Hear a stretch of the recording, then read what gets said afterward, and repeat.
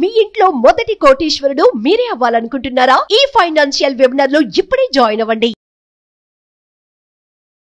Hello వీస్, welcome back to our channel. ఈరోజు మనతో ఉన్నారు స్టాక్ మార్కెట్ అనలిస్ట్ అయిన సుందరరామరెడ్డి గారు. సార్తో మాట్లాడదాం. Hi sir.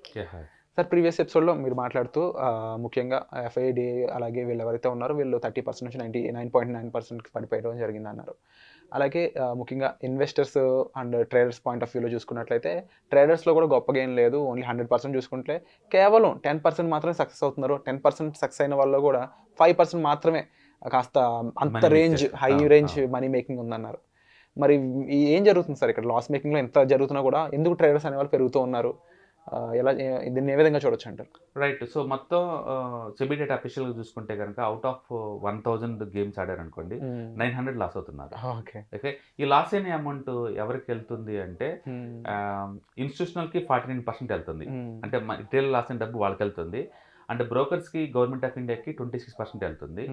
అండ్ ప్రాఫిట్ వచ్చిన రిటైలర్స్కి 24% వస్తుంది. అంటే అవుట్ ఆఫ్ 900లో ఈ మనీ అవుట్లోకి షిఫ్ట్ అవుతుంది అనమాట.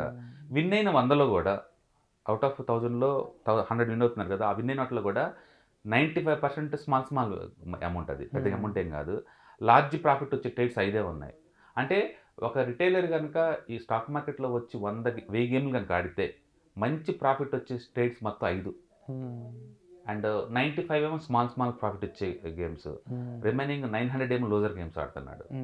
ఓకే, ఇది none other than the SEBI వల్ల ట్రేడింగ్ డేట్ అనమాట రిటైలర్స్ది. ఓకే, సో అందుకని కేర్ఫుల్గా ఉంటే చాలా ఇంపార్టెంట్. ప్రాక్టీస్ చేయడం చాలా ఇంపార్టెంట్. ట్రేడింగ్ అనేది హార్డ్ కోర్ ప్రొఫెషనల్స్ ఆడే గేమ్ అనండి, అందరికీ సూట్ అవ్వకపోవచ్చు. స్టాక్ మార్కెట్లో ఏంటంటే స్కాల్పింగ్, కపుల్ ఆఫ్ మినిట్స్ ఉండి ట్రేడ్ క్లోజ్ చేయడాన్ని స్కాల్పింగ్ అంటారు. యూజువల్గా ఏంటంటే వీళ్ళు 1 మినిట్ నుంచి 5 మినిట్స్ టైం ఫ్రేమ్లో గేమ్ ఆడుతూ ఉంటారు. రెండోది డే ట్రేడర్స్ అంటారు. అంటే మార్నింగ్ వచ్చేసి ఈవినింగ్ కల్లా క్లోజ్ చేస్తారు. యూజువల్గా ఏంటంటే వీళ్ళు 10 మినిట్స్ 15 మినిట్స్ 30 మినిట్స్ క్యాండిల్ మీద గేమ్ ఆడుతూ ఉంటారు. బట్ ఈవినింగ్ 3:20 లోపు క్లోజ్ చేస్తుంటారు. Since scalping and day trading రెండు కూడా విత్ ఇన్ ద డేలోనే క్లోజ్ చేయాలి కాబట్టి ప్రెజర్ ఎక్కువ ఉంటుంది వాళ్ళకి. ఎందుకంటే మార్కెట్ ఎప్పుడు any point of time up trend కానీ డౌన్ ట్రెండ్ కానీ సైడ్ వే కానీ వెళ్ళిపోతూ ఉంటుంది. మీరు అనుకున్నట్టు స్ట్రాటజీ అది వర్కౌట్ కాకపోవచ్చు కదా, అందుకని లాసెస్ ఎక్కువ ఉంటాయి. అండ్ డెలివరబుల్ ట్రేడ్స్ కూడా ఒకటి స్వింగ్ ట్రేడింగ్ అంటాం. Market couple of days one direction పోతూ ఉంటుంది, మళ్ళీ ఆగిపోతుంది, మళ్ళీ వన్ డైరెక్షన్లో కింద పోతూ ఉంటుంది. దాన్ని మనం స్వింగ్ అంటాం. స్వింగ్ ట్రేడర్ యూజువల్గా ఒక 5 to 7 డేస్ అలా ట్రేడ్ అవుతూ ఉంటాయి. ఓకే, అది. అండ్ ఫోర్త్ వన్ వచ్చేట్లా పొజిషన్ ట్రేడింగ్ అనమాట. పొజిషన్ ట్రేడింగ్ అంటే ఒక ట్రేడ్ మీరు తీసుకొని టార్గెట్ వచ్చిందాకా ఉంటారు. సపోజ్ నాకు 10% కావాలి, వచ్చేంతవరకు నేను ఉంటాను. 1 మంత్ కావచ్చు, 2 మంత్స్ కావచ్చు, 6 మంత్స్ కావచ్చు.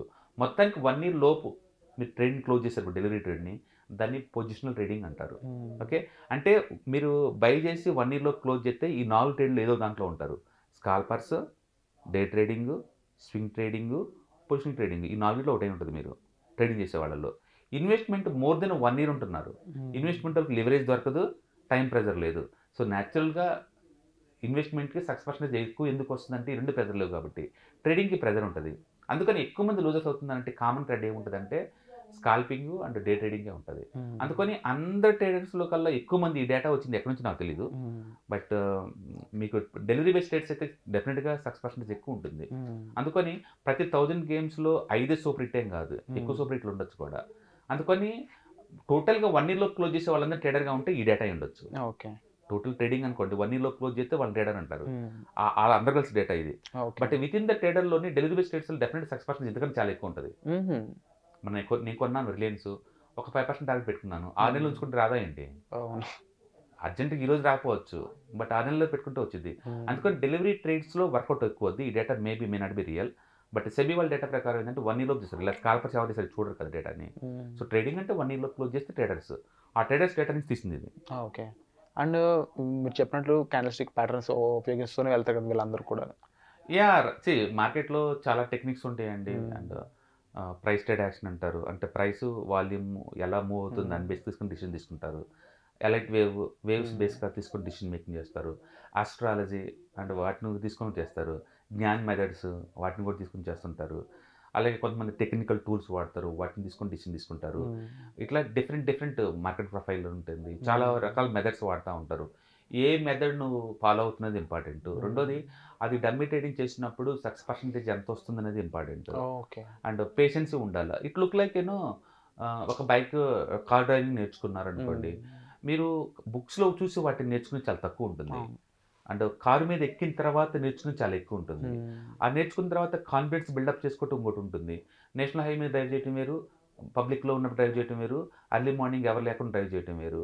మీరు ఏ టైపు డాట్లో కంఫర్ట్గా ఉన్నారో క్లారిటీ ఉండాలా. అందుకని ట్రేడింగ్ అనేది హార్డ్ కోర్ ప్రొఫెషన్ కాబట్టి, పోటీ ఎక్కువ కాబట్టి, డమ్మీ ట్రేడింగ్లో కొంచెం ఎక్స్పీరియన్స్ వచ్చిన తర్వాత బిగిన్ చేస్తే మీకు కంఫర్ట్గా ఉంటుంది. అందుకని అందరినీ ఒక గాడిలో కట్టలేము. ట్రైనింగ్ తీసుకున్న అందరూ కొంచెం ప్రొఫెషనల్గా తయారవుతారు కాబట్టి రిస్క్ రివార్డ్ అనలైజ్ చేసుకుంటే ముందుకు పోతూ ఉంటారు. అలాగే మీరు ఆప్షన్ ట్రేడింగ్ చేద్దాం అనుకుంటున్నారు. ఒకప్పుడు డమ్మీ పేపర్ ట్రేడింగ్ కానీ డమ్మీ ట్రేడింగ్ చేయడం కానీ ప్లాట్ఫామ్స్ ఉండేవి కావు. ఇవాళ రేపట్లో సెన్సిబుల్ కావచ్చు, ఒపెస్టర్ కావచ్చు, అంటే ఈవెన్ ఇండా ట్రేడింగ్ కూడా ఈ మధ్య వచ్చేసింది ఆప్షన్. ఈ టైప్లో వాటిలో డమ్మీ ట్రేడింగ్ చేయడం ద్వారా నీకు ఆ థింగ్స్ వర్కౌట్ అవుతుందని మీకు అర్థం అవుతుంది అనమాట. అందుకని ఒకప్పుడు ట్రేడింగ్ లూజర్ గేమ్, బట్ ఇప్పుడు మోడర్న్ ఏజ్లో ఇది ఇలాంటి నిజంగా అవుతుందా అంటే చెప్పడం కష్టం అనమాట. ఎనహౌ సెబీ వాళ్ళది మోస్ట్ అథెంటికేటివ్ డేటా, ఇది లాస్ట్ ఇయర్ డేటా. ఆ డేటా ప్రకారం ప్రతి 10 మందిలో 9 మంది లాస్ అవుతున్నారు. ఎగ్జాక్ట్ ఆ లూజ్ అయ్యేవాడు ఏం చేస్తున్నాడు ఎవరికి తెలియదు, ఎందుకంటే స్కాల్ప్ అయి ఉండొచ్చు, లేదా ఆప్షన్ ట్రేడింగ్ అయి ఉండొచ్చు. అదే అడుగుదాం అనుకున్నా, 9 మంది పరిస్థితి ఏంటి అనేది. ఆ 9 మంది డబ్బులు వీళ్ళు పంచుకుంటున్నారు కదా, ఇన్స్టిట్యూషనల్ ఏమో 14% పంచుకుంటున్నారు, అండ్ ప్రాఫిట్ వచ్చి రిటైలర్స్ 24% పంచుకుంటున్నారు, and government of India and brokers కలిసి 26% పెరుగుతున్నారు. అంటే మనం డబ్బు త్యాగం చేస్తున్నాం వీళ్ళ. బట్ అది ఒక లెర్నింగ్ అని చెప్పొచ్చా, లేదంటే వాళ్ళ పరిస్థితి అంటే మీరు అన్నారు ఎవరైతే ముఖ్యంగా ట్రేడింగ్లో దిగుతున్నారో వాళ్ళు లాంగ్ టర్మ్ ఇన్వెస్టర్స్గా చూద్దాం అనుకున్నట్లయితే మ్యూచువల్ ఫండ్స్ అదర్ థింగ్స్ వెళ్ళమని చెప్తూ ఉంటారు. ఒక పని చెప్పండి, మ్యూచువల్ ఫండ్లో లూజ్ అయిన ఒక పేరు చెప్పండి చూద్దాం. లేదని చెప్పండి. దాని మీనింగ్ ఏంటంటే ఇప్పుడు నేను డబ్బు లాస్ అవ్వాలనుకో మ్యూచువల్ ఫండ్లో పెడితే ఎలా లాస్ అవుతాను చెప్పండి. అంటే స్టాక్ మార్కెట్లో ఈక్విటీ ఉంటుంది, ఈక్విటీ డైరెక్ట్ పిక్ చేయలేకపోతే ఇండైరెక్ట్ వేలో ETFs, index funds, mutual funds ఉంటాయి. ఆ రూట్లో లాస్ అవడం చాలా తక్కువ. రెండోది ఫ్యూచర్ కాంట్రాక్ట్స్ ఉంటాయి, లివరేజ్ ప్రోడక్ట్ కాబట్టి లాస్ అయ్యే ఛాన్స్ ఎక్కువ. బట్ మీరు హెడ్జింగ్ కోసం వాడుకుంటే సూపర్గా ఉంటుంది.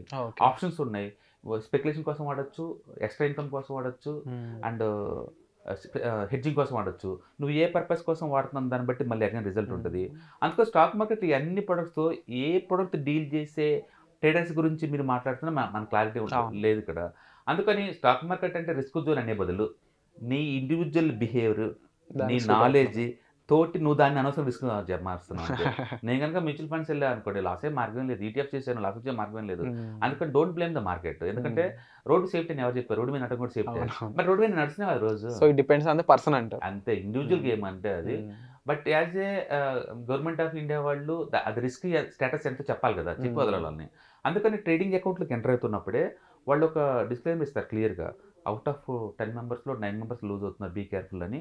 మీకు వచ్చే ప్రాఫిట్లో ఆల్మోస్ట్ 15 to 50% బ్రోకర్కి వెళ్ళిపోతే జాగ్రత్త అని ట్రాన్సాక్షన్ కాస్ట్లో క్లియర్గా చెప్తున్నారు. అది చదివే ఓపిక కూడా ఎవరికి ఉందండి. అందుకని గ్రీడీ ఉన్న పబ్లిక్ లాస్ అవుతా ఉన్నారు. అందరినీ మనం అట్లా చూడకూడదు మనం. అది అందుకని అందరి ట్రేడర్స్ ఒకటి కాదు. ఈ డేటా ఏంటంటే లూజ్గా 1 year లోపు చేసే వాళ్ళు మొత్తం అనమాట, కంపేర్ చేసినప్పుడు, టోటల్ వాల్యూమ్ కంపేర్ చేసినప్పుడు. బట్ ప్రొఫెషనల్స్ ఎవరైతే ట్రైనింగ్ తీసుకుంటారో, ఎవరైతే ఈటీఎఫ్స్, ఇండెక్స్ ఫండ్స్, మ్యూచువల్ ఫండ్లో కూర్చుంటే డెఫినెట్గా ఈ డేటాకి రివర్స్కి వెళ్ళిపోద్ది. 90% దే మేడ్ ద మనీ, ఎందుకంటే వాళ్ళు రిస్క్ పనులు చేయట్లేదు. ఎక్కువసార్లు రిస్క్ని ఎలా మినిమైజ్ చేయొచ్చు అంటే రెండు కాన్సెప్ట్లు. టైంకి ఎక్కువ టైం ఇవ్వాలి, లెవరేజ్ తీసుకోకూడదు, నీ కాని డబ్బు నువ్వు వాడుకోకూడదు. ఈ 2 టెక్నిక్స్ పాటించడం వల్ల స్టాక్ మార్కెట్లో 90% లూజర్స్ని అడ్డుకోవచ్చు, ఈ రెండు కంట్రోల్ చేస్తే. బట్ అన్ఫార్చునేట్లీ గ్రీడీ ఉన్నోళ్ళు త్వరగా డబ్బు సంపాదించాలన్న దాని మీద ఈ లివరేజ్ తీసుకుంటారు. మార్కెట్ ఆపోజిట్లో వెళ్తున్నప్పుడు అవుట్ అవుతూ ఉంటారు అనమాట. Thank you so much sir, overall ఈ విషయాలన్నిటిపై మాకు డౌట్స్ క్లారిఫై చేసినందుకు థ్యాంక్స్ అగైన్. ప్రముఖ స్టాక్ మార్కెట్ అనలిస్ట్ సుందర రామిరెడ్డి గారు ఏప్రిల్ 13, 14 తేదీలో కండక్ట్ చేసే ETF index funds, mutual funds educative webinar లో పాల్గొని మార్కెట్స్ పై పట్టు సాధించాలనుకున్న వాళ్ళు ఈ నెంబర్ కి కాల్ చేసి మీ రిజిస్ట్రేషన్ పూర్తి చేసుకోండి. సుమన్ టీవీలో మీ పర్సనల్ అండ్ బిజినెస్ ప్రమోషన్స్ కోసం కింది నెంబర్ కి కాంటాక్ట్ చేయండి.